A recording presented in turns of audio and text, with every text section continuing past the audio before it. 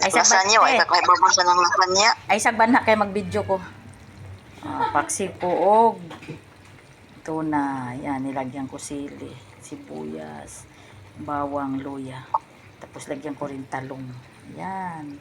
Sabaw-sabaw to na paksiw kahit maulan. Isabaw na mo sa among kanon para masarap.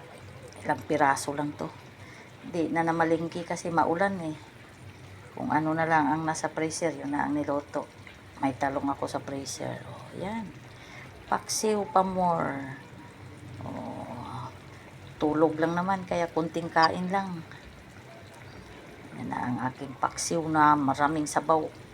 Para isabaw-sabaw na mo sa mong kanin. Ano yan siya? Buto-buto ng tuna. Yung sa ribs ng tuna yan eh. Ribs. Pero marami pang mga laman-laman sa bawat gilid.